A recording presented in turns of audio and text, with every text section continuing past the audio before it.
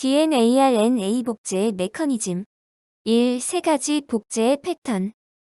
DNA에 얽힌 구조와 비밀이 어느 정도 밝혀지자 이제 학자들의 관심사는 DNA의 복제 메커니즘의 해명으로 옮겨갔다.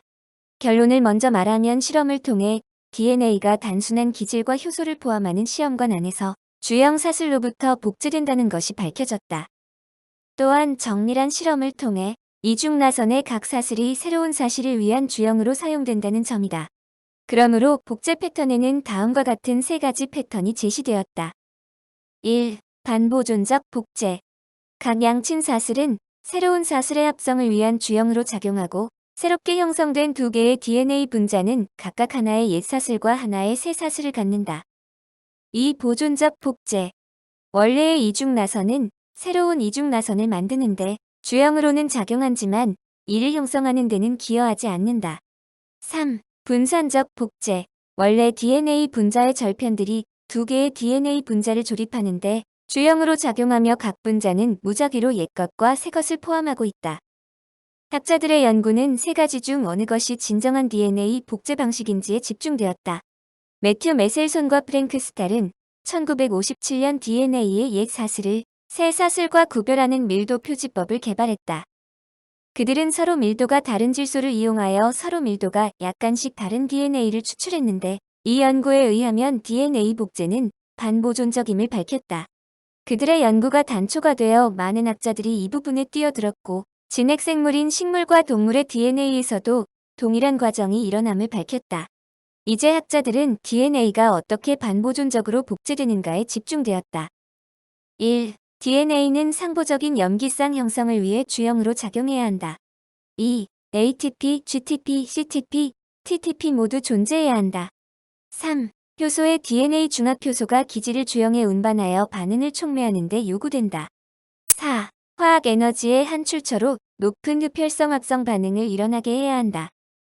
DNA 복제는 다음 두 단계를 거치면서 일어난다. 1. DNA는 국부적으로 풀리면서 두 주형 사슬을 분리시키고 염기쌍 형성에 이용되도록 한다. 2. 새로운 뉴클레오티드는 각각 상보적인 염기쌍 형성에 의해 결정된 서열로 생장하고 있는 사슬의 공유 결합에 의해 연결된다. 보다 구체적으로 DNA 복제에 대해 설명한다. DNA는 주형 DNA와 DNA 복제 반응을 촉매하는 거대한 단백질 복합체와의 상호작용을 통해 복제된다. 모든 염색체는 복제 원점이라 분리는 적어도 하나 이상의 뉴클레오티드 서열을 가지고 있는데 이것은 복제 복합체에 의해 인식된다. DNA는 복제 원점으로부터 양쪽 방향으로 복제되어 두 개의 복제 분기점을 형성한다. 양친 분자에 있는 두 사슬 모두가 각각으로부터 분리된 다음 주형으로 작용하며 새로운 사슬의 형성은 상보적인 염기쌍 형성에 의해 인도된다. 모든 복제 복합체는 서로 다른 역할을 수행하는 여러 개의 단백질을 포함하고 있다. 이들은 다음과 같은 역할을 한다. 1. DNA 헬리카아제는 이중 나선을 연다. 2. 단일 사슬 결합 단백질은 두 사슬을 분리된 상태로 유지한다.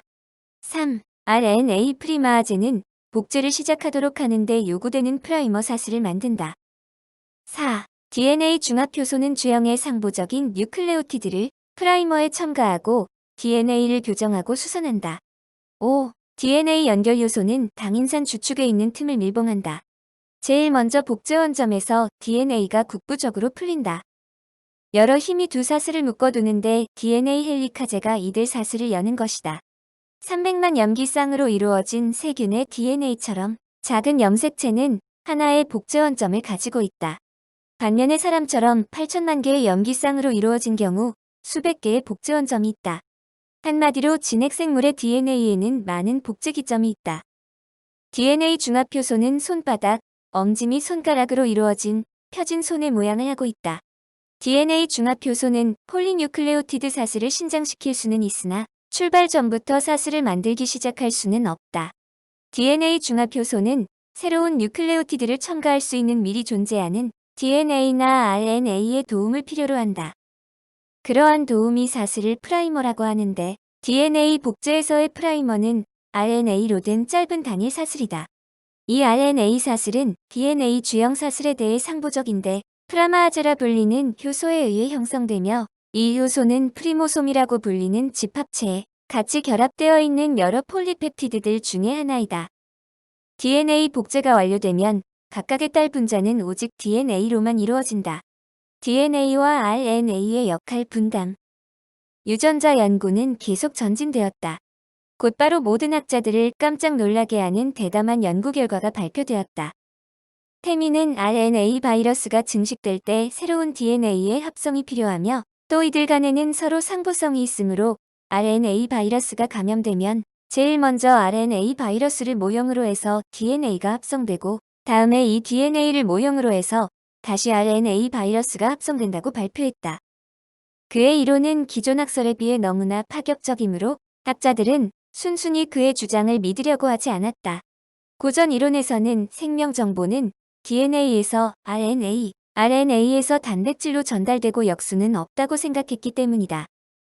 그 당시까지 DNA를 모형으로 해서 RNA를 합성하는 효소는 존재하지만 RNA를 모형으로 하여 DNA를 합성하는 효소는 존재하지 않았기 때문이다. 태민은 자신의 이론을 증명하기 위해 그 증거인 효소를 찾아야만 했다. 그 작업이 얼마나 어려운가는 이야기할 필요가 없을 것이다. 그러나 태민은 행운하였다. 그는 대량으로 RNA 바이러스를 모았고 그것이 새로운 DNA를 합성하는 것을 확인했다. 태민은 이 효소를 역전사 효소라고 이름을 붙였다. 이것은 DNA에서 R9란 일방 통로만이 아니라 RNA, DNA식의 쌍방 통로의 메커니즘도 존재할 수 있다는 매우 중요한 결과를 확인시켜준 것이다. 데이비드 볼티모어도 쥐의 백혈병 바이러스로부터 이 효소를 추출하는 데 성공하여 1975년에 노벨 생리의학상을 수상한다. 볼티모어도 매우 젊은 나이에 노벨상을 받았다. 그는 32살에 쓴 논문으로 37살에 노벨상을 수상했기 때문이다. 이제 학자들은 DNA의 구조를 밝히는 것과 같이 RNA의 구조를 밝히기 위해 노력했다. RNA의 구조는 수백 또는 수천 개의 뉴클레오티드가 일렬로 연결된 이른바 폴리뉴클레오티드이다. 이 구조를 밝히기 위해서는 3단계가 필요한데 첫 번째는 RNA가 어떤 순서로 연결되었는가를 알 수 있는 1차 구조를 규명하는 것이다. 다음은 2차 구조로 RNA가 어떻게 꼬이고 접히는가를 알아낸 것이고 마지막으로 어떤 입체적 모양으로 접히는가를 보는 3차 구조를 확인해야 하는 것이다. 여기서는 이와 같이 RNA의 구조를 간단하게 설명했지만 이론적으로 매우 단순하게 보이는 RNA의 1차 구조조차 실제로 규명하는 것은 매우 어려운 작업이다. 그러므로 RNA의 이 3차 구조의 규명이 1차 구조를 밝히는 것보다 매우 어렵다는 것은 말할 필요도 없다. 그런데 RNA 중에서도 tRNA의 이 3차 구조를 밝힌 학자가 우리나라의 김성호 박사이다.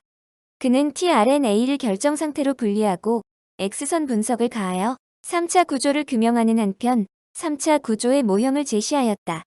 그는 또한 tRNA의 2차 구조를 클로버의 모양으로 제시하였고 3차 구조는 L자형으로 된다고 자신의 연구 결과를 제시했다. sRNA는 미국의 사이언스지가 2002년 10대 하이라이트를 선정하면서 최고의 과학업적으로 선정할 정도로 유전학 분야에서 중요도를 인정받고 있다. 학자들은 작은 크기의 다양한 sRNA가 유전자의 발현을 조절하는 과정에 여러 형태로 관여해 세포의 기능을 총괄 조정하는 지휘자라는 것을 발견했다. 이를 RNA의 간섭 현상이라고 하는데 쉽게 말한다면 RNA에 의해 유전자 발현이 간섭을 받아 발현되지 못하도록 하는 것이다.